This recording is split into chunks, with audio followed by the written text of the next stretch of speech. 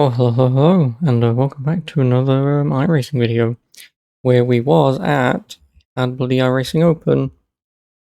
Well, obviously, unsurprisingly, Formula V at Summit Point Raceway. So, again, I only did about maybe 40 minutes to an hour's of training, learning the bloody track. I mean, after having raced the V, what, 5 times, well, 4 times previously, I feel like I've just kind of over time getting used to the V. I'm sure there's a lot of there's some things that I can learn to gain more time. Either be learning obviously tracks or the car itself. But I'm kind of happy at the moment with where I am and what I'm doing, especially for 4 races in. But yeah, so I think I qualified P question mark. And I'm fairly certain it's P3, P4, something like that. And unsurprisingly, crash out at turn 1 again. This time, I would argue it's not my fault. I think P1, P2, whoever it was, spun out turn 1. They then go on the outside. I'm on the bloody outside. I'm braking, person behind me, and there was just a whole mess of problems. And the thing that then makes it worse is, I think like P5 or whoever was behind me tries to shoot up, slows down, tries to shoot up the inside of me on the outside, having to try and eventually drive around the guy on the outside who spun out, and then there's a driver on the inside, so there's a gap that's very quickly narrowing, and the guy behind us just tries to shoot for it and causes a whole mess of problems. And yeah, that was not fun. But quickly recovered, stuck to it, and finished P5, I believe. Which is actually not that bad, especially considering the crash could have been a hell of a lot bloody worse. Like you'll even see, I think, the guy who caused the problem just spinning out in my rearview mirrors. Yeah, anyway, good race. And yeah, I don't have much more to say, but I just hope you enjoy the video, and see you in the next one.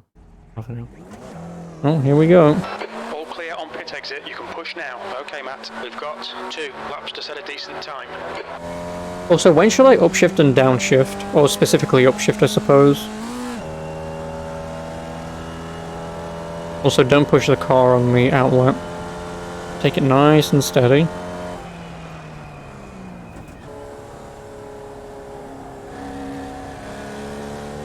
Need to warm up my tires. That's a reference.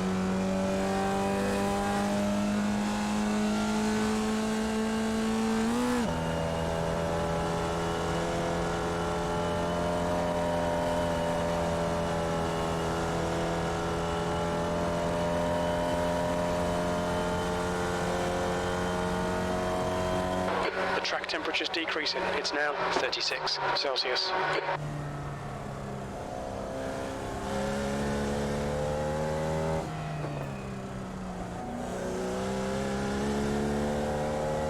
Oh, you don't? Why? What are you ranking then, if you don't mind me asking? What's your I rating, safety rating, and what do you drive, I suppose?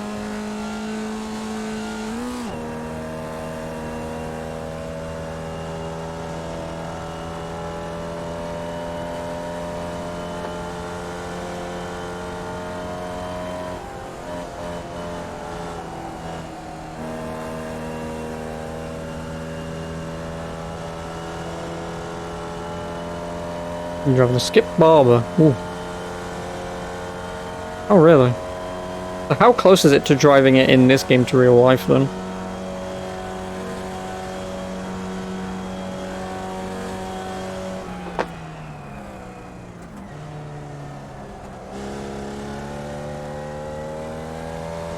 Ours is like 3.7, so it's 4.9.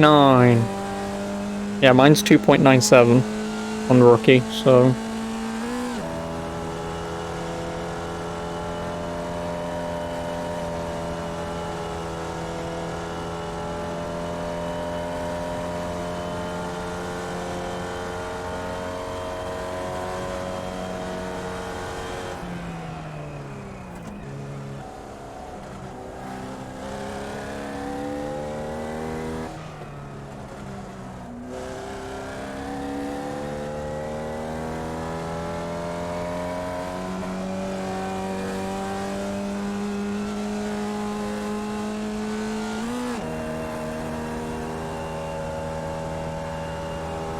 What and what?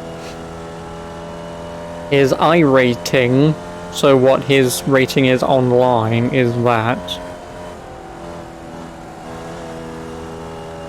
And his safety rating, so that's obviously how safe you are, whether you spin out, crash, off tracks, and stuff like that. 128.7. Your last lap time was 128.8. Don't say that to me, Jim. Don't say pole to me, I'm gonna panic now. I'm just gonna panic now, Jim, thanks. Do I still spin out in this? Less so.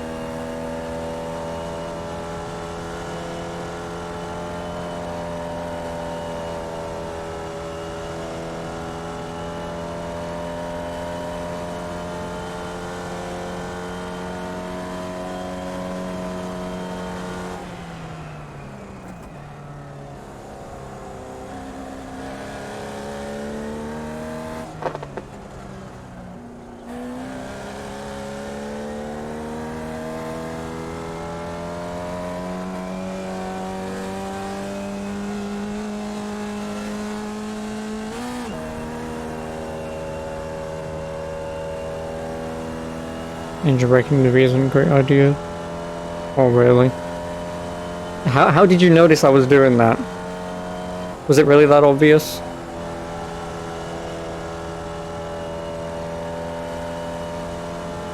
Fastest lap for Jeffrey, 128.6. Oh. Oh, here we go. B2.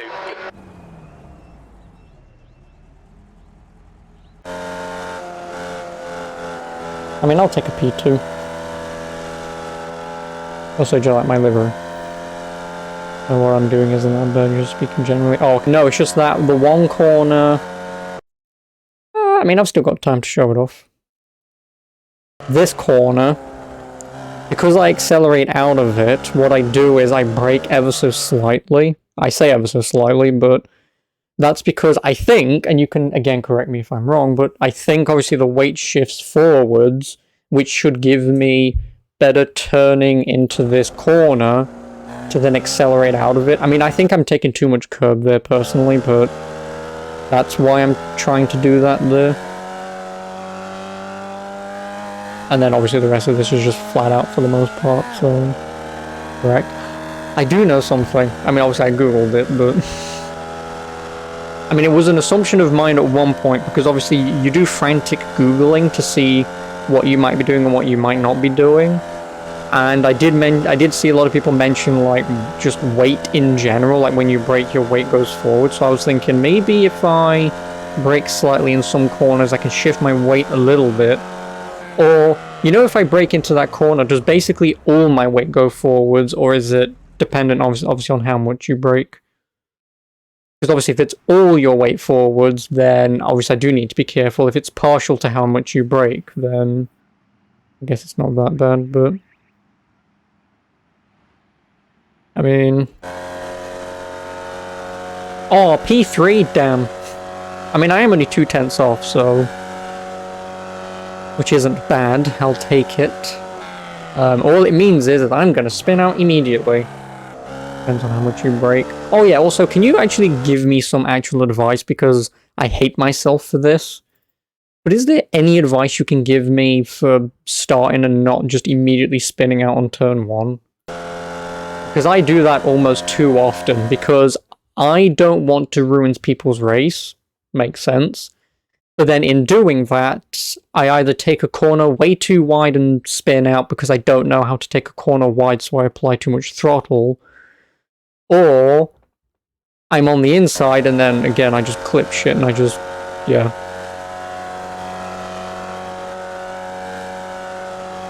Because like I say, like I kind of panic because I don't, well, you know, I don't want to ruin people's races. Like if there's a guy next to me, I know full well I want to try and take the corner around here.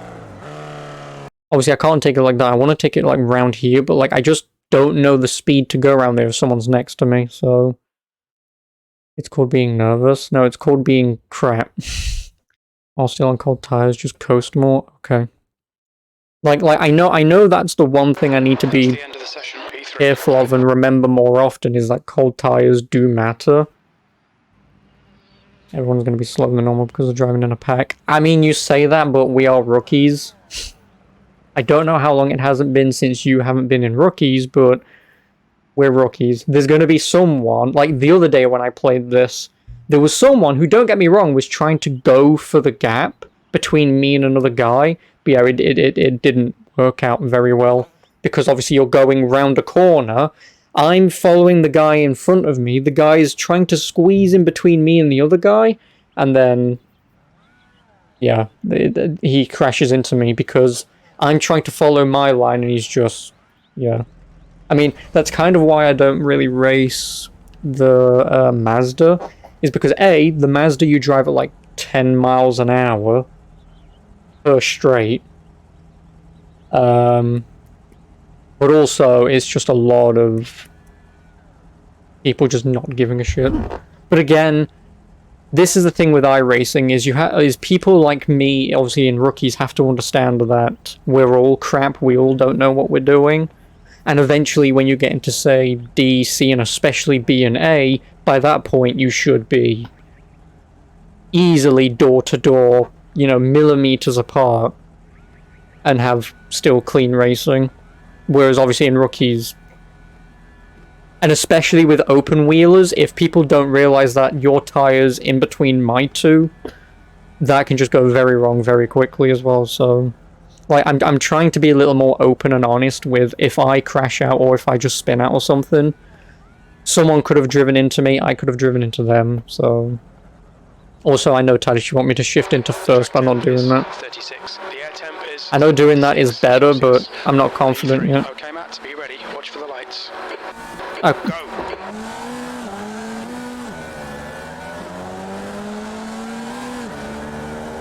Oh, go on.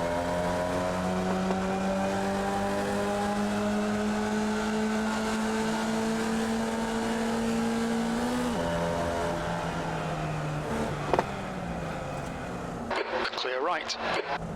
No! Fucking hell. I should have seen that coming. Right side, car right. Clear right, car right. Right side's clear. Right side. Clear right. Fuck's sake. Oh no, Please go in reverse, my dude.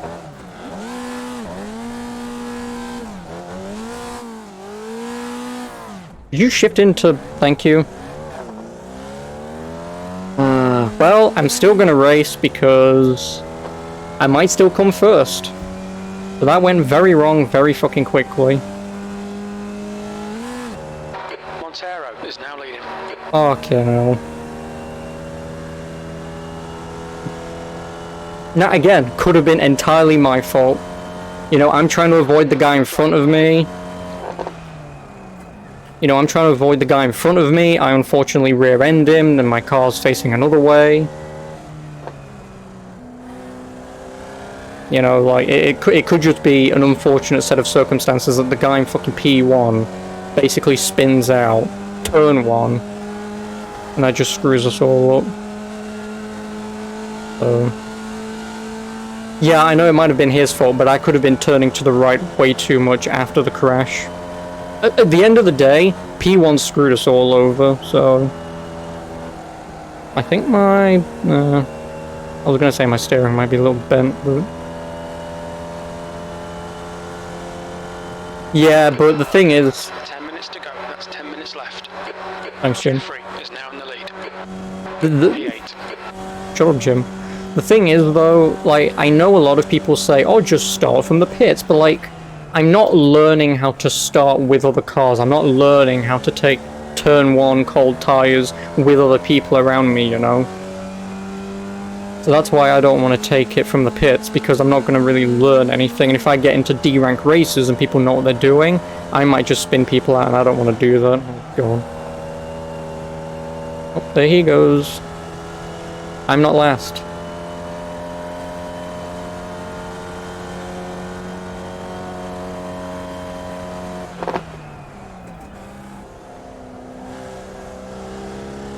I'm now definitely not last.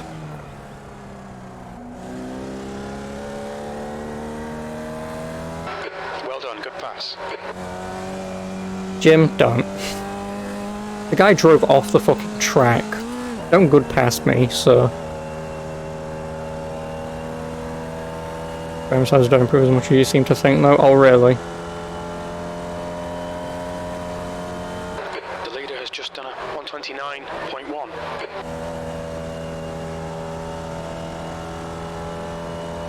Also, what wheel and pedals do you use, just out of curiosity? I mean, I wouldn't upgrade mine, like, anytime soon. I'd sooner get a rig. Okay, Matt, relax, focus, keep it smooth. Yellow flag, keep your wits about you, mate. E6, that was Thanks, Jim. 129.1.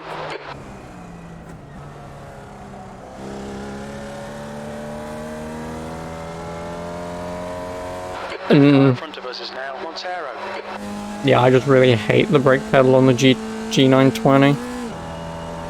Not a fan of it. I'm not even a fan of the throttle, man. Like, I feel like the throttle is so fucking sensitive, and again, I don't know how to drive, so maybe this is real, but... Like, I just feel like me lifting my foot off the pedal at, like, 80% is actually 50%.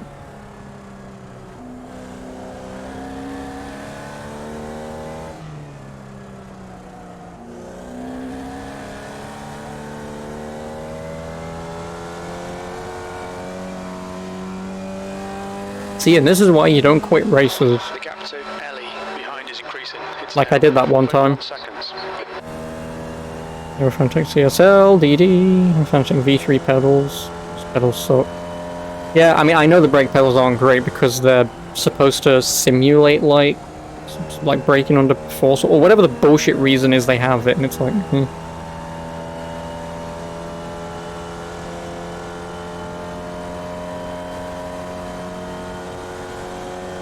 P5, that was a 129.7.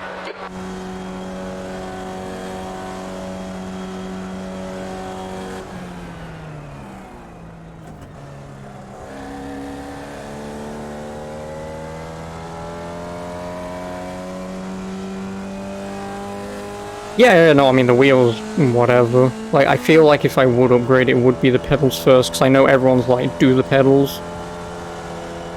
Because the wheel, what would be the difference between this wheel and your wheel, besides, force feedback? Like, if force feedback was basically the difference between mine and yours, I feel like it's a lot of money for feeling a few more bumps. But, again, like I say, I know I would definitely upgrade to the pedals, but... The problem is, because I've only been playing this for a month... You're halfway home. Your fuel is fine. Yeah, because I've only been playing this for a month, I'm not entirely certain, you know, if I want to upgrade, because I might only play this for 3 months and quit, you know, so I definitely want to give it... Fastest lap for Jeffrey, 128.6. You know, I definitely want to give this a good at least 6 months before I'd be like, yeah, no, I'm confident. Just done a 128.8. You know, also, what's my incident count? Oh, I'm at 4. That lap was a 128.9. Sector 1 time is good. Sector 2 is 2/10 off the pace. Sector 3 is a 10th off the pace.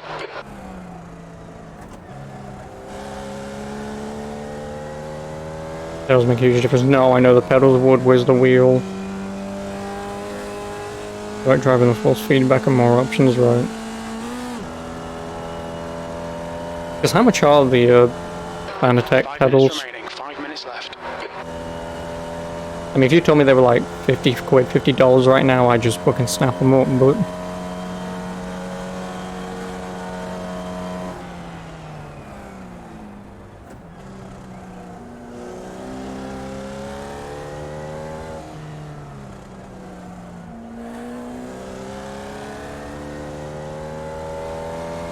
Sure.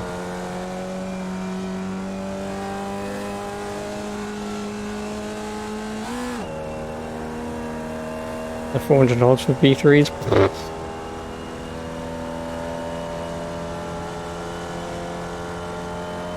Cool.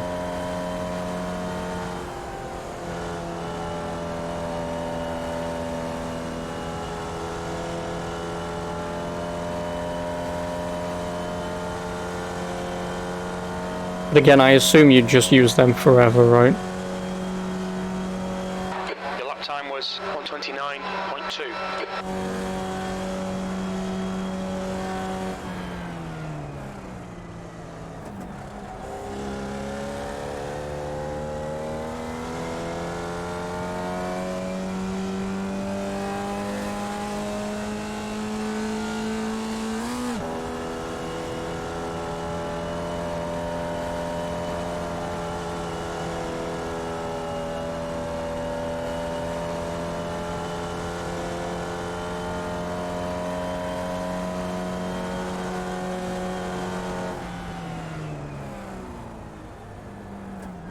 Fastest lap for Montero, 128.1.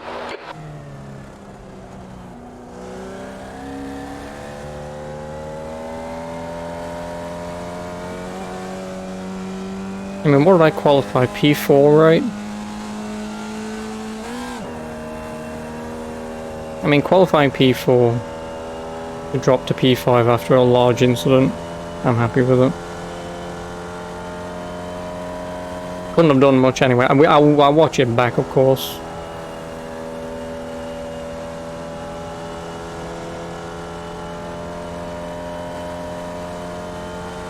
Yeah, I know, because of, like, what is it, Acertech I think it is, or Huskinveld and stuff like that, it's like... Your lap time was 129.2. You know, like, what do those pedals do over, say, my ones or your ones, you know, it's like... Does the price justify buying them? I mean, if you're a millionaire, fuck it, right? Like, why not? But... like, for someone who just wants to casually race and whatever... That's a lot of fucking money just for a bit of fucking metal, right? Now 5.7. Just 2 minutes left. 2 minutes to go. One more lap, probably. Or 2 more laps.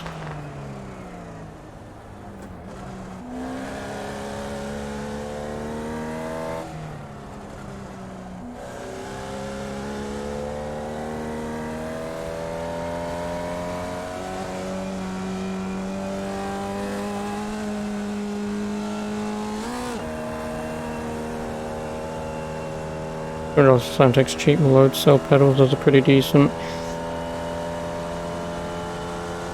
Alright, Matt, you've got half your fuel left.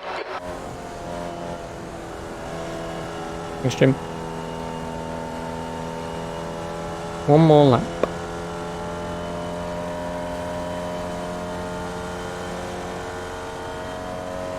Yeah, I mean, but like I say though, would you prefer to upgrade the pedals? That lap time was 129.0. Would you upgrade the pedals first, or would you just get a, I downshifted way too early there. Yeah, well, would you do pedals, or would you do a, stand, whatever you want to call them, first? I mean, I feel like me sitting here just doing this, I feel like pedals would obviously be better.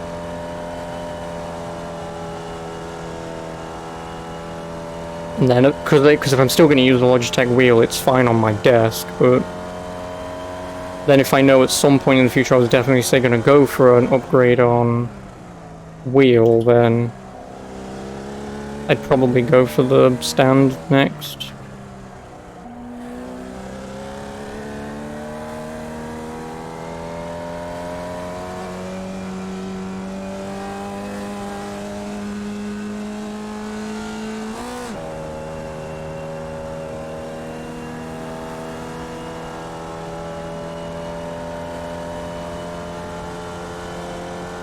Yeah, well, like, so that's the that's the thing, that's the problem. You know, only having carpet, it's like... Flag. That's 2 minutes left. 2 minutes.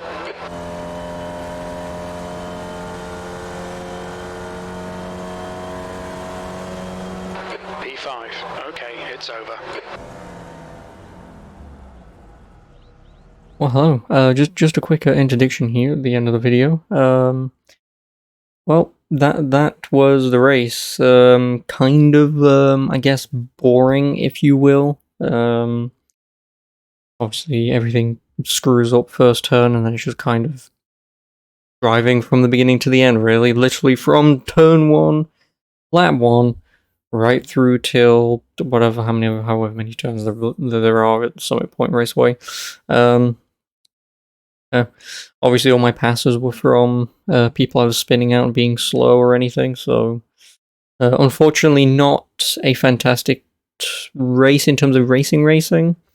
That makes no bloody sense, but I hope you know what I mean. But yeah, so I've also now ranked up to Class D racing. So now my wallet's gonna hurt, providing I actually jump straight into a Class D races.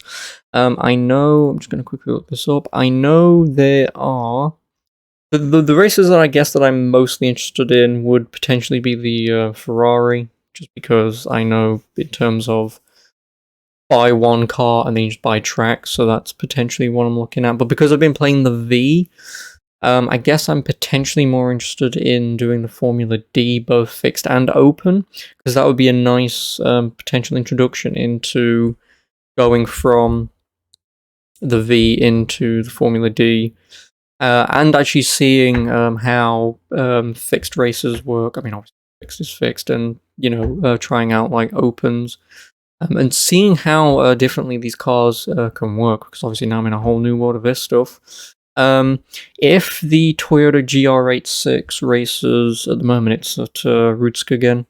I'm probably butchering that, but at the moment it's at Rudskogen. I'm not probably going to get the time to be able to race that before week 13. But with week 13 and me now in Class D, I'm going to take the chance that, obviously because the Toyota's free, I'm probably going to have a quick drive around next week. There might not be a video next week. If there is, it might just be some stuff here or there. But I'm going to try the Toyota. If there's any free tracks that it's at during next week, then I'll give it a go. If not, then I'll just do Season 2 onwards.